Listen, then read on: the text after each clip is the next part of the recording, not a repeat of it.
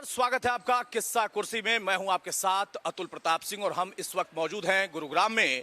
गुरुग्राम से ये जो किस्सा कुर्सी, इसकी सीरीज की शुरुआत हम कर रहे हैं। हम पूरे अहिरवाल बेल्ट की बात करेंगे और ये किस्सा कुर्सी का लगातार सिलसिला आगे बढ़ता चला जाएगा पूरे हरियाणा में। हमारे साथ गुरुग्राम की जनता भी है जो कि अहिरवाल की राजनीति के बारे में भी समझती है, गुरुग्राम की राजनीति के बारे में भी समझती है, और कुछ पार्टी के खास मेहमान प्रवक्ता भी हमारे साथ मौजूद हैं। मैं आपको तारुफ करा देता हूं। मेरे साथ इस वक्त डॉक्टर पंकज बेनीवाल हैं बीजेपी की तरफ से, बहुत स्वागत है सर आपका। सोनू ठाकरान है इनेलो की तरफ से, बहुत स्वागत है सोनू जी आपका। मनीष खटाना भाई भी हमारे साथ कांग्रेस की तरफ से जुड़े हैं। खटाना साहब, कांग्रेस इतनी देर में आ रही है, धीरे धीरे चुनाव चल रहा है भाई। खटाना साहब कह रहे हैं चुनाव चल रहा है इसलिए थोड़ा सा विलंब हो रहा है। और निशांत आनंद है हमारे साथ आम आदमी पार्टी से, वो स्वागत है आपका भी। सबसे पहले सवाल इस बात का कि इस बार हरियाणा की राजनीति क्या कहती है। कांग्रेस लगातार दावा कर रही है कि वो 50+ सीटें जीतेगी, लेकिन बीजेपी जो कि सरकार में गठबंधन के साथ दूसरी बार में थी, वो कहती है कि इस बार भी सरकार हमारी ही बनेगी। आम आदमी पार्टी, जजपा, आजाद पार्टी का गठबंधन, बसपा और इनेलो का गठबंधन, उनके दावों में भी कोई कमी नहीं है। शुरुआत हम करते हैं इस चर्चा की। बेनीवाल साहब, इस बार बहुत बड़ी चुनौती आपको लगती है, नहीं दिखाई दे रही है बीजेपी के लिए? नमस्कार अतुल भाई, सभी साथियों को नमस्कार और सभी दर्शकों मेरा नमस्कार, आपके इंडिया न्यूज़ को देखने वाले। देखिए, भारतीय जनता पार्टी, जैसे आपका टाइटल है कि किस्सा कुर्सी का, भारतीय जनता पार्टी में किस्सा कुर्सी का नहीं, जनता की सेवा का होता है। और भारतीय जनता पार्टी सिर्फ एक ही मूल सिद्धांत पे चलती है कि जनता की सेवा किस किस माध्यम से की जाए। चाहे वो हम किसानों की बात करें, मैं एक बात मतलब हो ये कह सकते हो आपकी गुड़गांव में किसान बहुत कम हो गए, लेकिन किसानों की संख्या है गुरुग्राम में। आज ऐसी पार्टी पहली है भारतीय जनता पार्टी जो कहती है कि 24 फसलों पर एमएसपी की गारंटी के साथ हम बात करते हैं। क्या आज से पहले हरियाणा जब से आजाद हुआ बना तब से लेके आज तक हर एक पार्टी का राज कार्यकाल रहा हरियाणा के अंदर, क्या किसी पार्टी ने यह कहा कि हम किसानों के लिए एमएसपी पर बात करेंगे? या ये मेरे साथी और खड़े हैं और पार्टी के ये बता दें कि इनके कार्यकाल के अंदर कौन कौन सी फसलों को या कितनी फसलों को एमएसपी पर खरीदा जाता था। ये भारतीय जनता पार्टी की सरकार है, नायब सिंह सैनी की सरकार है, पूर्व में रहे मनोहर लाल जी की सरकार है, या नरेंद्र मोदी जी की नीतियां हैं, जिसकी वजह से आज हमारा हरियाणा या गुरुग्राम या जनता की सेवा को जो मार्ग है वो यहीं से खुलता है।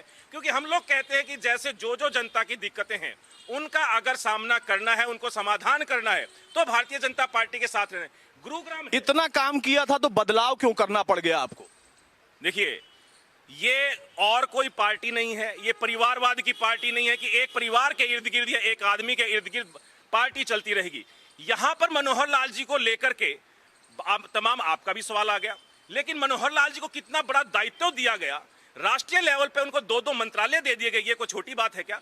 हरियाणा जैसे छोटे से सूबे से, हरियाणा जैसे छोटे से राज्य से आने वाले 3 मंत्रियों को सेंटर में मिनिस्टर बना दिया जाता है। कैबिनेट मिनिस्टर का दर्जा मनोहर लाल जी को 2-2 राज्य उसमें दे दिया जाता है।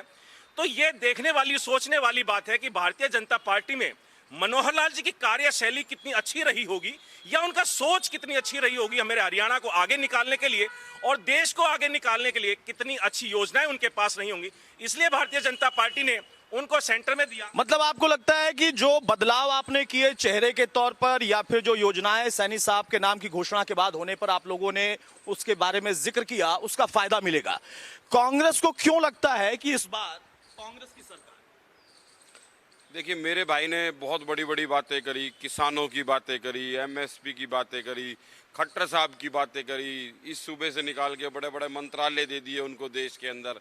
मैं मानता हूँ उनको बहुत बड़े मंत्रालय दे दिए, लेकिन जब वो प्रदेश के मुख्यमंत्री थे तो हरियाणा की हालत क्या थी वो हरियाणा की जनता, गुड़गांव की जनता सामने बैठी है। आप पूछिए, जो लोग भय मुक्त प्रशासन की बात करते थे, भ्रष्टाचार मुक्त की बातें करते थे, आप जिस एरिया में खड़े हो यहाँ से अगर 100 मीटर चारों तरफ देख रहे हो, जितनी भी दुकानें, जो जितने भी यहाँ रेजिडेंशियल कमर्शियल हैं, इनके छज्जे तोड़कर यहाँ पर नगद पैसे लिए जाते थे। डीटीपी नगद पैसे लेता था यहाँ पर और खुलेआम कहता था अगर बात करानी है तो खट्टर साहब से कराओ। सीएम फ्लाइंग यहाँ से पैसे लेती थी, प्रॉपर्टी आईडी के नाम पर यहाँ पर पैसे लिए जाते थे। और जहाँ से आप खड़े हो, आप पीछे देखिए, ये सारी सड़कें टूटी पड़ी हैं, सारी सड़कें। जो लोग कह रहे हैं हरियाणा को चलाने वाला गुड़गांव, 70% रेवेन्यू देने वाला गुड़गांव, बिजली का बिल भरने वाला गुड़गांव, हाउस टैक्स देने वाला गुड़गांव, और सबसे बुरी हालत गुड़गांव की। आप 10 साल, 9.5 साल के बाद आप मुख्यमंत्री बदल रहे हो। क्यों बदल रहे हो? फेल है, फेलियर है। गुड़गांव का नाम भी तो बदल दिया। नहीं, वो तो वो डरते हैं ना। उन्होंने हुड्डा का नाम बदल दिया, HSVP कर दिया, हुड्डा मेट्रो स्टेशन का नाम बदल दिया, पिलर नहीं बनाया एक भी आगे, नाम बदल दिया। हुड्डा साहब से डर लगता है, सपने में हुड्डा साहब नजर आते हैं क्योंकि। और वो तो विधानसभा में जो इनके कैबिनेट में जो मंत्री के जिनके समर्थन पार्टी के विधायक कह रहे थे कि भाई ये आण लग रहा है, हुड्डा आण लग रहा है, और आज हरियाणा कह रही है हुड्डा आण लग रहा है। मैं तो एक बहुत छोटी सी बात कहता हूँ, इनके मंडल अध्यक्ष, कमंडल अध्यक्ष, फलाना अध्यक्ष, जिला मंत्री, महामंत्री, पता नहीं कितनी बड़ी फौज है इनके पास। भाई साहब कुर्ते पहन लेते हैं, टीका लगा लेते हैं, बोलो जय श्री राम। अरे जब छज्जे टूट रहे थे वो श्री राम जी कहाँ थे, हमें नू तो बता दो भाई एक बार। और जो भी बात करा था कहना भाई खट्टर साहब से बात करा दो। मैं दावे के साथ कहता हूँ, ऑन एयर कहता हूँ, 1 महीने के बाद हरियाणा में कांग्रेस की सरकार आ रही है, हुड्डा साहब चीफ मिनिस्टर बनने जा रहे हैं। और गुड़गांव का आप विधायक के पास जाने की छोड़ो, कांग्रेस का एक आम कार्यकर्ता से बता देना कि ये दिक्कत है। आप DTP की छोड़ो, मैं DC तक की गारंटी लेता हूं। अगर ठीक है, लेकिन आप कह रहे हैं जय श्री राम उस समय कहाँ थे? श्री राम से क्या दिक्कत है कांग्रेस को? इनको ये लगा, इन्होंने जो राजनीति आज तक करी वो गाय पे करी, गंगा पे करी और राम पे करी। ना तो गंगा मैया साफ हुई, श्री राम जी ने आपने देखा अयोध्या में इनके साथ क्या हुआ। तो भगवान के नाम पर जो लोग राजनीति करते हैं, अब कांग्रेस मानने लगी है कि श्री राम है। नहीं। ठीक है भाई, जो दो मुख्य पार्टियां हैं जो आपस में दावा करती हैं कि या तो हम सत्ता में रहेंगे और अगर वो बीजेपी जाती है तो हम सत्ता में आएंगे, यानी बीजेपी और कांग्रेस। आपने नया कॉम्बिनेशन बनाया है, क्या लगता है? क्योंकि लंबे समय तक आप सत्ता से दूर रहे, आप लगातार चुनौती का सामना करते रहे, पार्टी भी टूटी, पार्टी टूटने के बाद कोई और पार्टी गठन होती है उसके बाद फिर वो सरकार में चली जाती है। आपके नेता किसानों के मुद्दे पर त्याग कर देते हैं, त्यागपत्र दे देते हैं, लेकिन फिर भी आपको गठबंधन करना पड़ता है। क्या जरूरत थी, और अगर जरूरत थी तो उसका लाभ क्या मिलेगा? पहले तो मैं बीजेपी वाले भाई को बताना चाहता हूं जिन्होंने किसानों के बारे में बड़ी बड़ी बातें की। 750 किसानों को मारने वाले खट्टर और मोदी हैं, और उन्होंने हमारे गुड़गांव के लिए खट्टर साहब के बारे में बोला कि बड़े बड़े मंत्रालय मिल गए और बड़े बड़े पद मिल गए। उन्होंने पीने का पानी गुड़गांव के अंदर नहीं दिया खट्टर सरकार ने, उन्होंने बस स्टैंड नहीं दिया खट्टर सरकार ने, उन्होंने स्कूलों का बुरा हाल कर दिया खट्टर सरकार ने, मेट्रो को 1 इंच तक नहीं बढ़ाया खट्टर सरकार ने, सारा टैक्स हमारा गुड़गांव से इकट्ठा करके और स्टेटों के अंदर ले जाया जाता है। कोई भी काम यहाँ पे किसी भी सरकार ने नहीं किया। 10 साल बीजेपी की सरकार रही, पीछे 10 साल कांग्रेस की सरकार रही। आज जिस पार्क में हम खड़े हैं, कांग्रेस वाले तो गिना रहे हैं कि जो काम किया था गुड़गांव में हो या अहिरवाल में हो, हरियाणा में हो, कांग्रेस नहीं किया था। तो मैं भी गिनवा रहा हूँ काम गिनवाने के लिए। जिस पार्क में आप खड़े हैं ये भी चौटाला सरकार का बनाया हुआ पार्क है। वो देवीलाल स्टेडियम हो, सरकारी स्कूल हो, कम्युनिटी सेंटर भवन हो, ऐसे बहुत सारी बिल्डिंगें जो थी, जो सरकारी बिल्डिंगें थी, आज बीजेपी सरकार ने कोई भी बिल्डिंगों को मतलब उजाड़ा है, काम नहीं किया उनके अंदर। और आज की सिचुएशन ये है, बीजेपी जिन्होंने धर्म के नाम पे, जात के नाम पे वोट लिए, आज बीजेपी चौथे स्थान पर भटकती जा रही है और उनकी 10 से भी नीचे। पहले पे कौन है? पहले पे कौन? पहले पे जनता है। 5 तारीख को जनता तय कर देगी पहले पे कौन आएगा, लेकिन बीजेपी जा रही है। कांग्रेस कह रही है पहले पे वो है। कहने से तो बीजेपी वाले भी कहेंगे। कह तो आप भी सकते हैं ना, गठबंधन भी कर लिया। हम तो सरकार बना रहे हैं। अच्छा, आप सरकार बना रहे हैं, वो पहले नंबर पे है। मतलब पहले नंबर वाले सरकार नहीं बनाएंगे, आप सरकार बना रहे हैं। हम बिल्कुल बनाएंगे, सरकार बनेगी। ठीक है भाई, आम आदमी पार्टी जो कि दिल्ली और पंजाब में सरकार चला रही है, लेकिन यहां इस वक्त हरियाणा की स्थिति को अगर हम देखें तो आम आदमी पार्टी ने एक बड़ा बदलाव किया और ठीक ऐन मौके पर चुनाव के केजरीवाल साहब को जमानत भी मिल गई है। और अब वो कह रहे हैं कि मैं जेल में रहते हुए दिल्ली की सरकार तो चला चुका हूं, अब इस्तीफा दूंगा। भाई इस्तीफा क्यों दे रहे हैं, पहला तो ये बता दीजिए। और दूसरा कि हरियाणा में आम आदमी पार्टी गठबंधन नहीं कर पाई, वो कोई बात नहीं, लेकिन आप अकेले लड़ने का दम रख रहे हैं। क्या स्थिति दिख रही है इन तमाम पार्टियों से चुनौती? देखिए, सभी को सबसे पहले नमस्कार। देखिए, आम आदमी पार्टी सक्षम है 90 विधानसभा पर चुनाव लड़ने के लिए। जिस तरीके से दिल्ली में जब पहली बार चुनाव लड़ा तो लोग कहते थे कि आम आदमी पार्टी नई पार्टी ये नहीं कर पाएगी, लेकिन उन्होंने बहुमत की सरकार बनाई, 3 बार बहुमत की सरकार बनाई। उसी तरीके से पंजाब में जब कांग्रेस थी वहां पर, तो आम आदमी पार्टी ने इस लास्ट टाइम बहुमत की सरकार बनाई। देखिए, आम आदमी पार्टी अपनी काम की राजनीति करती है, अपने काम बताती है, जो उन्होंने 10 साल दिल्ली में करे और अब पंजाब में कर रही है। 2 साल के अंदर पंजाब में 50,000 से ज्यादा युवाओं को नौकरी मिली है। मोहल्ला क्लिनिक 700 से ज़्यादा दिल्ली और पंजाब में बन चुके हैं। देखिए, आम आदमी पार्टी इसलिए 10 साल में राष्ट्रीय पार्टी बनी है क्योंकि जनता के बीच में रह के जनता के मुद्दों को सलूशन दिए। नहीं तो वो कौन से मुद्दे उठाते हो? अभी तो जनता के ही मुद्दे उठा रहे हैं ना। देखिए, भाजपा ने हरियाणा में 10 साल राज किया, 9.5 साल बाद प्रदेश अध्यक्ष और चीफ मिनिस्टर दोनों को बदला गया। अगर भाजपा ने काम करा होता तो ये कंटिन्यू होते, इस चुनाव उनके चेहरे पे लड़ा जाता। देखिए, भाजपा ने 10 साल के अंदर चाहे किसान हो, चाहे युवा हो, चाहे कर्मचारी हो, चाहे वकील हो, किसी भी वर्ग को नहीं छोड़ा, हर वर्ग को प्रताड़ित किया है। और आज जनता जानते है कि चाहे जैसे कांग्रेस भाई ने कहा, प्रॉपर्टी टैक्स से लेकर हर चीज में इन्होंने रिश्वत ली है। कांग्रेस ने पहले कई साल हरियाणा में राज किया, मूलभूत सुविधाएं आज तक 2024 मिलेनियम सिटी में लोगों के पास नहीं है। शिक्षा का स्तर, सिविल अस्पताल की कंडीशन, जितने भी जरूरत की चीजें हैं वो आज तक ठीक नहीं हुई है। कांग्रेस जो दावा कर रही है उस दावे में आप भी शामिल होना चाहते थे, शामिल क्यों नहीं की? देखिए, इंडिया अलायंस लोकसभा में हुआ, उसका रिजल्ट इंडिया अलायंस को अच्छा मिला। इंडिया अलायंस तानाशाही से लड़ने के लिए बीजेपी सरकार और मोदी सरकार जो आज तानाशाही कर रही है उसके लिए बना है। तो सीनियर लीडरशिप की कोशिश थी कि अलायंस हो, ज्यादा से ज्यादा सरकार नहीं हो पाया, लेकिन अकेले आपको लगता है कि जीत होगी, कम से कम कुछ सीटें तो निकालेंगे? देखिए, आम आदमी पार्टी अकेले ही बनी थी और अकेले जीत के आज इस पावर में है कि अलायंस के लिए आम आदमी पार्टी उसका हिस्सा है। ठीक है, बिनवाल साहब जल्दी से तीनों लोगों का जवाब दे दीजिए, फिर मैं जनता के बीच में जाऊंगा। बड़े गंभीर आरोप हैं गुड़गांव से लेकर इस पूरे अहिरवाल के बेल्ट को लेकर। देखिए, गुड़गांव से नाम बदलकर गुरुग्राम किया गया ताकि हर एक आदमी ये सोच पाए, या जब बाहर से आने वाला इंसान सोच पाए कि गुरुग्राम नाम क्यों है। गुरु द्रोण की नगरी को अगर गुरुग्राम नाम से पुकारा जाता है तो किसी को परेशानी क्यों है? ये भारतीय जनता पार्टी है जो इतिहास पे और इतिहास के पन्नों के साथ अपने देश को जोड़ना चाहती है, साहित्य के साथ देश को जोड़ना चाहती है, अपने संस्कारों के साथ देश को जोड़ना चाहती है। आज हमारे गुरुग्राम को हर एक इंसान कहता है गुरु द्रोण की नगरी है, तो उसको लेकिन पहचान अगर दी है तो वो भारतीय जनता पार्टी की सरकार। अगर इसमें किसी और राजनीतिक दल को राजनीति करनी है, परेशान होना है तो भाई आपने पहचान दी है, वो कह रहे हैं आपकी पहचान मिटने वाली है। उनका कहने का दायित्व है, वो कह सकते हैं कुछ भी। लेकिन हरियाणा की जनता ने 2014 में कांग्रेस को बेदखल कर दिया था, इनकी राजनीति पर फुल स्टॉप लगा दिया था, क्योंकि ये लोग भूपेंद्र सिंह हुड्डा से बाहर नहीं निकल पाते। इन्होंने मिर्चपुर कांड हो, इनका गोहाना कांड हो, इनके कांड इनके साथ चल रहे हैं। और आज भारतीय जनता पार्टी जो इतने भी हितैषी काम है, गुरुग्राम के लिए बात कर रहे हैं। आज गुरुग्राम में आप किसी भी साइड से एंट्री कर लीजिए, आप 7 से 8 लेन के रोड आपको पाएंगे। पहले संकरी गलियां हुआ करती, गुड़गांव में एंट्री के लिए जगह नहीं थी। गुरुग्राम बना, गुरुग्राम के बाद आप द्वारका एक्सप्रेसवे देखिए, उसके साथ चाहे आप रेलवे कॉरिडोर देखिए, आप मेट्रो रेल देखिए, उसके साथ में आप केएमपी देखिए। इनके राज में केएमपी जो कुंडली मानेसर, क्योंकि उनको पता है कि वो लोग भ्रष्टाचारी हैं। उन्होंने तो क्या कहा, हम डीसी को देख लेंगे।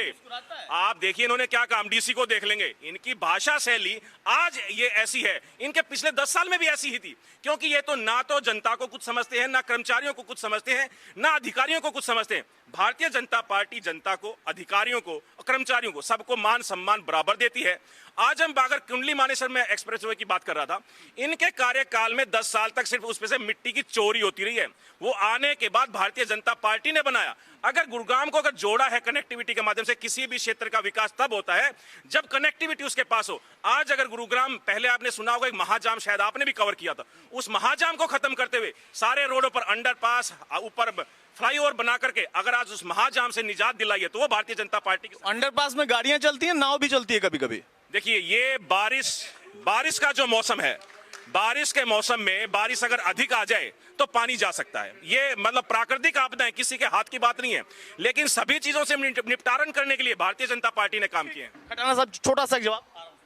अतुल जी, मेरे भाई ने कहा कि सभी का मान सम्मान, तो मान और सम्मान तो जनता बैठी है सामने। जितना मान सम्मान गुड़गांव वालों को लूट के अधिकारियों ने भरा है पिछले 10 साल में, वो सबको पता है। भ्रष्टाचार, मैं कह रहा हूँ, आप बिजली बोर्ड के दफ्तर चले जाओ, प्रॉपर्टी आईडी बनवाने चले जाओ, आप एमसीजी के ऑफिस चले जाओ, ऐसा कोई डिपार्टमेंट नहीं है जहाँ बिना पैसे के अगर इन्होंने किसी का काम किया हो। रजिस्ट्री का रेट था यहाँ 3 लाख रुपए, 3 लाख रुपए रजिस्ट्री का स्टाम्प ड्यूटी नहीं है। तहसीलदार की रिश्वत है 3 लाख रुपए एक फ्लोर की, किसी मेरे भाई से पूछ लो। और जो ये बीजेपी वाले पूछ रहे हैं, इनको भी पता है, ये खुद पैसे देते थे। ये खुद कहते थे जी हम जी मंडल अध्यक्ष हैं। बोला कोई बात नहीं, पैसे ऊपर जा रहे हैं। कौन से ऊपर? दिल्ली में जा रहे हैं, हरियाणा में, चंडीगढ़ जा रहे हैं, ये नहीं पता। और मैंने एक बात कही, मेरे भाई ने कहा तो भैया हम तो अफसरों को मान सम्मान देते हैं, लेकिन मैंने कहा कि डीटीपी से लेकर डीसी तक आम जन के काम होंगे और कार्यकर्ता कांग्रेस का उसको ठीक है, अब मैं जरा जनता के बीच में जाके इसका जवाब लूंगा और मैं चाहूंगा साउथ हरियाणा के मेरे सहयोगी गुलशन ग्रोवर भी यहाँ पर मौजूद है, जो कि हर दिन ग्राउंड रिपोर्टिंग यहाँ से करते हैं। एक बार गुलशन को मैं चर्चा में शामिल करूंगा। गुलशन, आप चूंकि ग्राउंड में यहाँ पर रहते हैं और ये तमाम पार्टी के प्रवक्ता हैं, इनका दायित्व है कि अपनी पार्टी का ये बचाव करें और वादा करें, दावा करें, लेकिन जो असल स्थिति है गुरुग्राम की, पूरे अहिरवाल की, क्या लगता है? देखिए, बिल्कुल दक्षिणी हरियाणा की अगर बात करें तो क्योंकि सरकार बनाने में अहम भूमिका रखता है, जब भी कोई सरकार बनती है तो दक्षिणी हरियाणा का उसमें ज़्यादा सहयोग रहता है। लेकिन इस बार के हालात, क्योंकि राव इंद्रजीत यहाँ पर मुख्य भूमिका अदा करते हैं सरकार बनाने में, लेकिन अभी की स्थिति की अगर बात करें तो ज़रूर हम कह सकते हैं कि कांग्रेस इस समय अप है।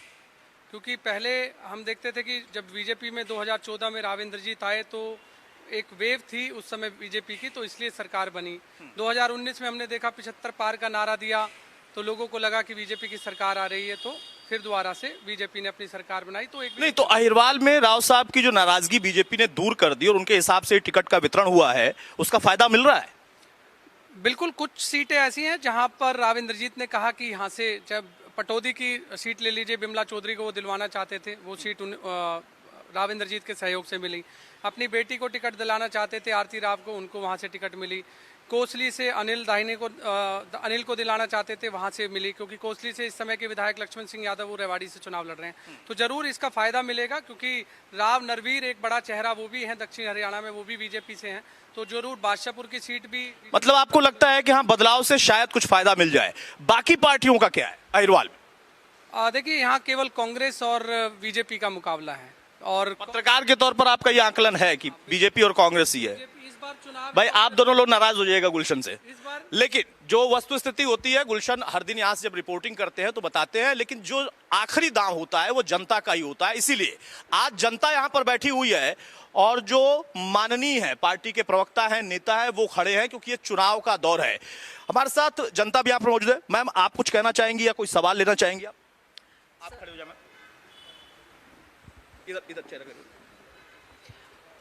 हम यहाँ के रेजिडेंट हैं, न्यू कॉलोनी के, and I am associated with BJP. अच्छा, बीजेपी का कार्यकर्ता है। जनता के तौर पर कोई बात? जनता के तौर पे बात कर रही हूँ, एज उसके बीजेपी नॉमिनेट करके नहीं बात कर रही हूँ।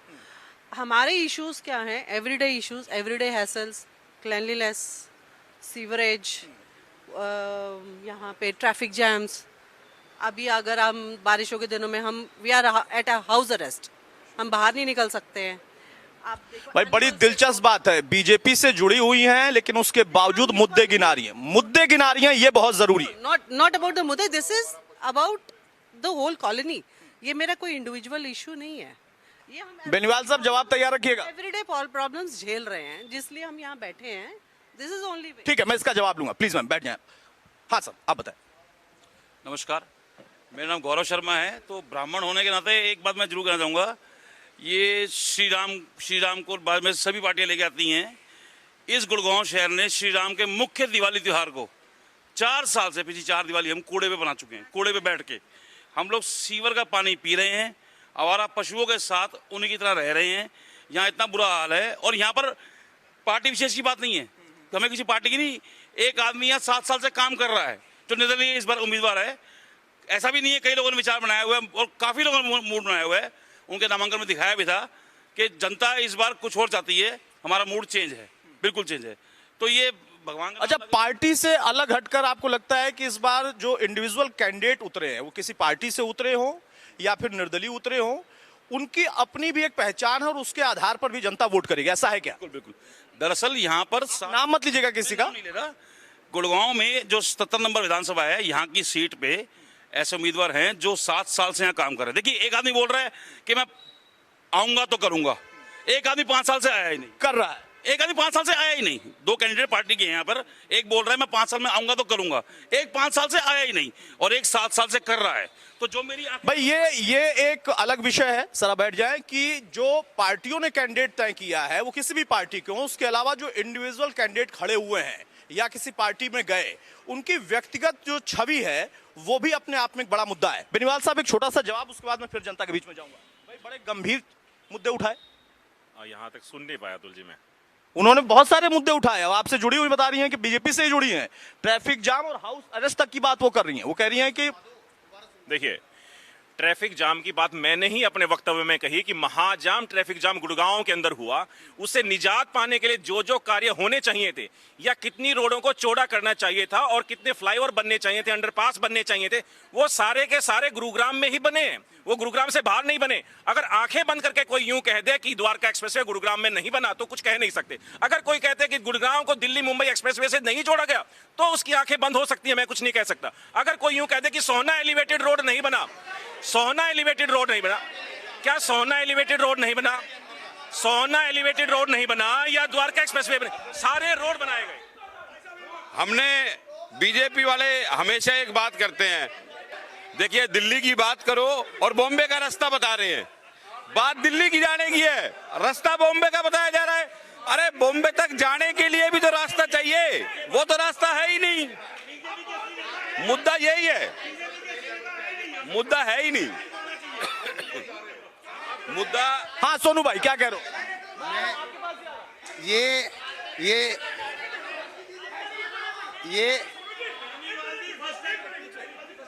ये जो लोगों का गुस्सा है ना, ये सच का गुस्सा है, ये झूठ का गुस्सा नहीं है। ये लोग द्वारका एक्सप्रेस पे रहते नहीं है। यहाँ का जो मुद्दा है पानी पीने का है, बस स्टैंड का है, मेट्रो का है, जाम का है, इसलिए आम आदमी आज गुस्से में है और वो गुस्सा बीजेपी से है।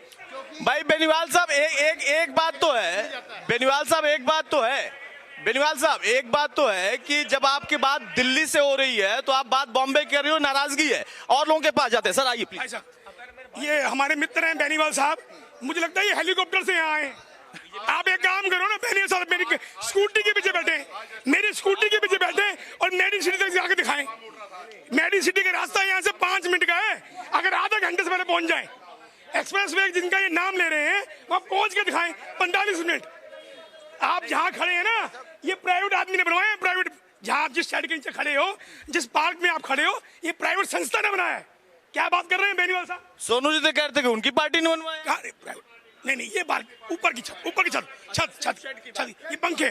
दूसरी बात भाई साहब, आप एक काम करो, आप गुड़गांव के सेकंड पोस्ट इलाके में खड़े हो, बीजेपी की एक मानता है जी, बीजेपी की जो तारीफ करने की बात है वो कमल, सर एक मिनट नहीं आया है, बीजेपी की एक तारीफ है, बीजेपी कमल वाली पार्टी है, हर जगह गंद फैला दिया, कमल खिला दिया, हर स्ट्रीट में गंद फैला दिया, कमल खिला दिया। बताओ भाई साहब आप क्या? मैं बेनीवाल साहब से एक बात पूछना चाहता हूँ। बेनीवाल साहब, एक मकान का लेंटर कितने दिन में डलता है? कितने दिन में डलता है बेनीवाल साहब? आपसे मुखा दे, ये बिल्डर बैठे हैं, कितने दिन में? सर बारिश आनी थी, यहाँ पे सीवर बंद है 2 महीने से, और ये कमेटी वाली गाड़ी तोड़ गई है, इनके घरों में पानी आ रहा है, सीवर नहीं डला आज तक। भाई बड़ी बड़ी बड़ी नाराजगी है, बहुत सारे मुद्दे हैं और हमारे साथ तमाम मेहमान भी और मौजूद हैं। एक बुजुर्ग हमारे साथ मौजूद हैं। सर कुछ कहना चाह रहे थे आप, और जो ये दावा कर रहे हैं, किसका दावा आपको मजबूत दिख रहा है? सब झूठा है, सबका झूठा, बीजेपी का झूठा। एक मिनट रुको भाई साहब रुको, हेलो रुको, सुनो, दूसरा सुनो, बोलिए। मैं आम जनता की तरफ से, भाई मैं अपील कर रहा हूँ, आप ही लोग की बात करने के लिए आया हूँ, प्लीज बैठकर आप लोग सुने। हाँ मैं आम जनता की तरफ से बोल रहा हूँ। रघुनाथ गोयल मेरा नाम है। बीजेपी ने पैसा भर लिया, बैंक बैलेंस बना लिया, सब क्या बड़े जिसने चुनाव फार्म भरा था उससे आज कई गुना उनके पास पैसा है। कांग्रेस के पास के किसी का उठा के देख लो एमएलए का इतिहास। तो उम्मीद किससे है? पार्टी तो यही है ना जो लड़ेंगी। हमने निर्दलीय भाई नवीन गोयल खड़ा किया है, जिसने काम, आपने अपने एक समर्थक को खड़ा किया, आपका ये दावा है, ठीक है ठीक है। भाई देखिए, मैं बार बार कह रहा हूं कि जो राजनीति में है और किस्सा कुर्सी का जो हमारा प्रोग्राम है उसमें यही चीज उभर कर आ रही है कि इस बार जो विधानसभा का चुनाव हो रहा है उसमें कोई एक व्यक्ति जो पार्टी के तौर पर है वो पहचान नहीं रख रहा, बल्कि उसके साथ साथ इंडिविजुअल कैंडिडेट्स की भी अपनी दावेदारी है। लेकिन पार्टी ने जिन लोगों को चुनाव किया है, जिन लोगों को टिकट दिया है, उनकी क्या स्थिति है? मैम आपसे मैं जानना चाहूंगा, कुछ है मुद्दा आपको जहन में जिस पर आप वोट करेंगे इस बार? ये यहाँ पर 10 साल से बीजेपी की सरकार है, इन्होंने गुड़गांव को कूड़ा घर बना दिया है। ना यहाँ शिक्षा अच्छी है, ना स्वास्थ्य के लिए कुछ, एक सिविल हॉस्पिटल था उसको भी इन्होंने तोड़ के रख दिया है। मतलब आम पब्लिक के लिए दवाई लेने जाते हैं, कुछ हो जाते हैं, हॉस्पिटल की किसी लाचार हो रखे, बहुत समस्या है। हाँ हाँ, सीवरों का मुद्दा, कूड़े का सबसे ज्यादा मुद्दा, पानी का मुद्दा यहाँ पर। यहाँ पे बेड़ा गर्क हो रखा है 10 साल से, कुछ काम नहीं करा। ठीक है, आप बताइए भाई। आप देखिए पूरा दशहरा ग्राउंड पूरा सिविल जाम है, हर चीज गली कूचा हर कोई जाम है। ये क्या कॉलोनी वाले क्या द्वारका शिफ्ट हो जाएं, क्या द्वारका हाईवे में शिफ्ट हो जाएं? अब भाई देखिए, किस्सा कुर्सी का में आज जो हमने चर्चा की है उसमें गुरुग्राम और अहिरवाल की सीटों को अगर हम देखें तो वहां पर 2-3 चीजें महत्वपूर्ण हो जाती है। एक तरफ मुद्दे हैं और दूसरी तरफ व्यक्तित्व का भी अपना प्रभाव दिखाई देता है।